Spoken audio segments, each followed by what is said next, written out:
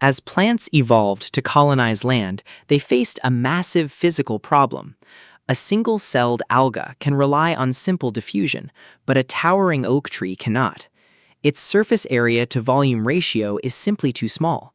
To survive, large plants need highly specialized mass transport systems. This unit is the story of two parallel plumbing networks, the dead, hollow xylem pulling water up, and the living phloem pushing sugars exactly where they are needed. Let's start with the anatomy. Your first challenge in Paper 1 and Paper 3 is identifying these tissues. Xylem and phloem are bundled together in roots, stems, and leaves. Xylem always sits towards the inside, transporting water and dissolved minerals upwards. Phloem sits towards the outside, transporting organic sugars and amino acids in both directions. Once you can spot the xylem, you need to understand how it works. How does a tree pull water 50 meters into the sky without a pump? It uses the sun. Transpiration is the loss of water vapor from the leaves. As water evaporates, it creates a massive tension that pulls a continuous, unbroken column of water up the stem. This is the cohesion tension theory. To handle this immense suction, xylem vessels are completely dead, hollow tubes, reinforced with strong, waterproof lignins so they do not collapse. This water loss is tightly controlled. Water loss is the inevitable cost of gas exchange.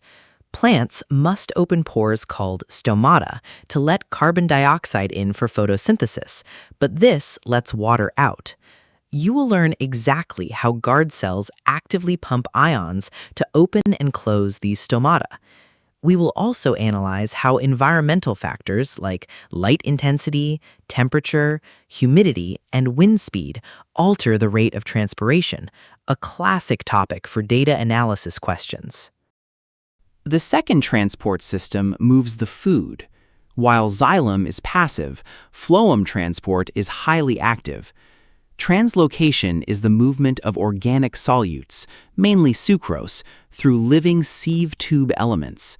You will master the mass flow hypothesis. This is a mechanical process where plants use ATP to actively load sugars into the phloem. This lowers the water potential, drawing water in by osmosis and creating a steep hydrostatic pressure gradient that physically pushes the sap through the plant. This pressure gradient dictates the direction of flow. Because pressure drives the flow, sap always moves from a source to a sink. A source is any tissue that loads sucrose into the phloem, like a photosynthesizing leaf. A sink is any tissue that removes it, like a growing root or a developing fruit. Crucially, you will see how these roles change with the seasons. A potato tuber is a sink in the summer when storing starch, but becomes a source in the spring when it sprouts. By the end of this unit, you will be able to identify vascular tissues in micrographs, explain the cohesion tension theory driving water up the xylem, and analyze how the environment affects transpiration. You will also master the mass flow hypothesis, tracking how active transport moves sugars from source to sink.